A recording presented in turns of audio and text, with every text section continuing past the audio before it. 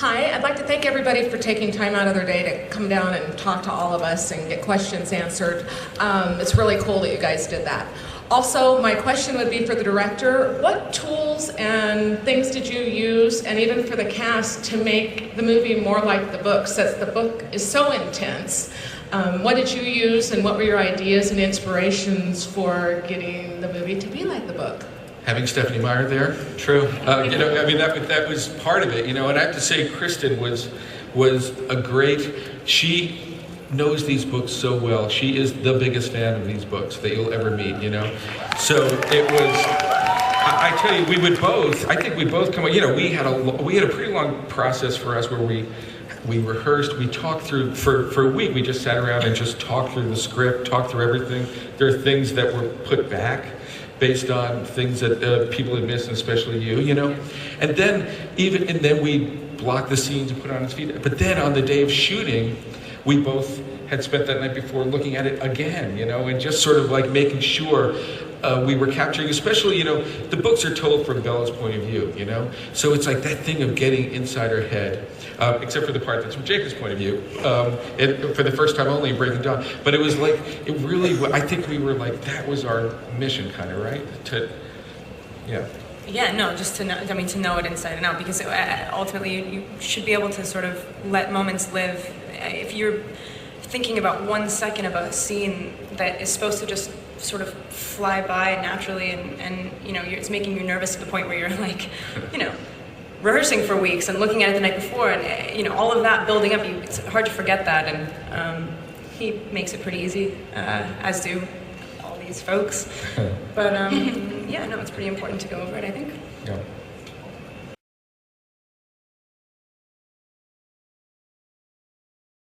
How do you feel about that? It's a lot of pressure, because there's some great stuff going on down in Brazil,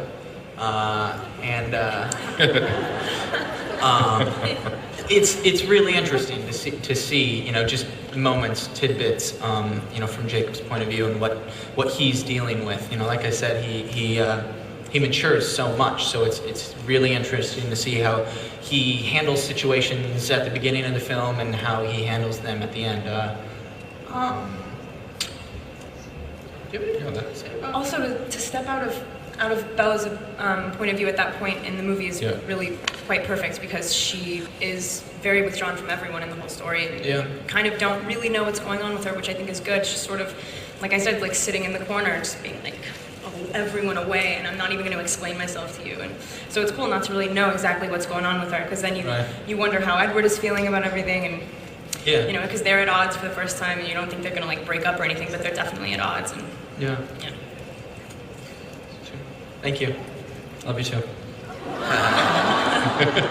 Hi, my question is for Nikki, but anyone else can answer. Now that filming is over, what will you miss most about being on set and working together, and how do you plan on staying in touch?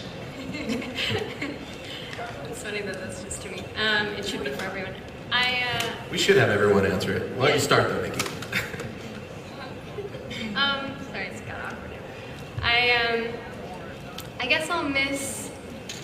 We had some really special moments, actually. That's like the most genuine answer. All of us, individually, we've had some really good moments together, and I think I'll miss that feeling of like, being a part of the community, and feeling like when you're away. I mean, I've done some other movies, and it can be a very lonely experience, but one thing I've realized with this series is that no matter who's dealing with what issue or where there's always someone to be with. And in terms of keeping in touch, I don't know what the future holds for all of us. I would love to say it's going to be like a fairy tale ending and we'll all have dinners once a week. Probably not gonna, but there's definitely a love there and things that have happened that will live on forever, and some of us will stay in touch and some probably won't, but it's been a really great thing, I think, for all of us to create these kinds of friendships. Yeah. Ashley, when we go to you? Yeah, I think Nikki pretty much summed it up. It's definitely. Thanks. Yeah, we've kind of all in a sense become a family, and it was nice being able to personally and as an actor learn and grow with these people, and to have someone to relate to, and to have someone who's going through the same circumstances that you are, and just to be able to show up on set every day and just kind of not really necessarily feel like it's work, but you just kind of go and you hang out and you see the same people that you've been working with for years, and that was kind of comfortable and really nice. And I think for the next 2 years we should be okay, because we're going to have premieres and conventions and stuff like that. But I think eventually there will come a point that it'll probably be a very sad thing to kind of have this all come to an end. Elizabeth? I think I'll miss the weird normalcy of getting up at 4 in the morning every day. And I know it sounds crazy because I was probably, not loving it in the moment, but I do love that experience of going to set and, going to Crafty and getting the rice crackers and the jalapeno jack cheese. And, but more than that, I think, because I know I'm going to see these actors a gazillion times, I'm going to miss Gene Black. We had this amazing makeup artist. I'm going to miss Bill Condon and Guillermo, the DP, who made me laugh constantly. We got to work with such amazing people. And I think that what you realize as you go along in this business more and more and more is that you don't get to have these kinds of experiences all the time. They are so rare. And when you work with a great director, you are so lucky. So I will miss that experience. I think a lot of what I'm going to miss is sort of the simplicity of being away from home with a group of people that wind up sustaining you in some way, in many, many different ways. And you just spend so much time with each other that you get really close, and there's not that much outside world stuff coming in. And that was just something very peaceful. It sounds very ironic saying it now, but I really appreciated that. It made me appreciate the people that were there and that we got to work with. And I think the way you keep in touch is you just try to prioritize it and, be accountable and stay in LA. God, these things, when there's loads of people online, it becomes impossible to answer the question. So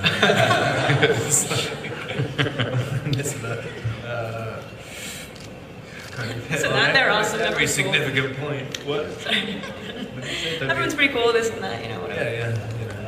Everyone's really cool, had a really great time, and eventually there comes a point where I say, no more. That's it. All right, after the last premiere, that is it. All right, how about we get into a new question here? I just want to say congratulations to everybody on your success. And this is kind of for the panel. So what's your favorite of all the sagas? Which movie is your favorite? Breaking Dawn. Part 1 or 2? Part 1. What's it going to be next year? Part 2. That's funny. This saga is like any saga, or this saga? This saga.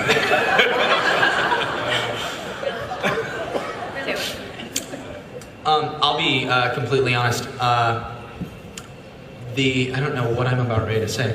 The third book I loved, but this movie is my favorite.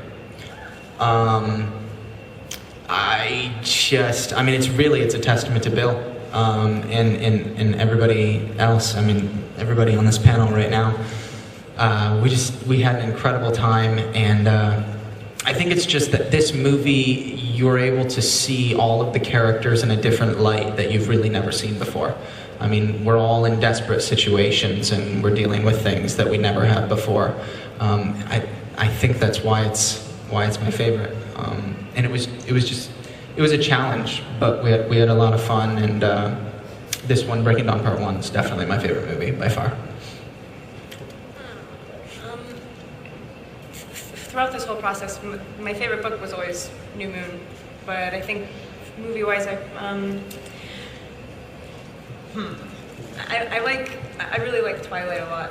I think Catherine did a very special, weird, particular job on that really sort of made it different from the rest of them. And I think I like this one. I just saw this.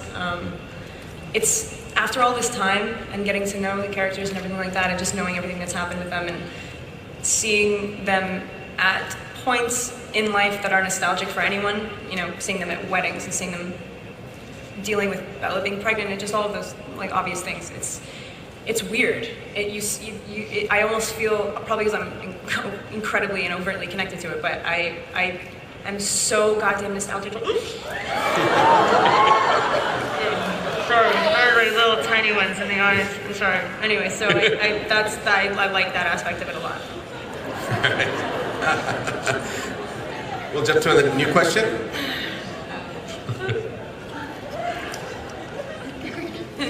This is for Taylor.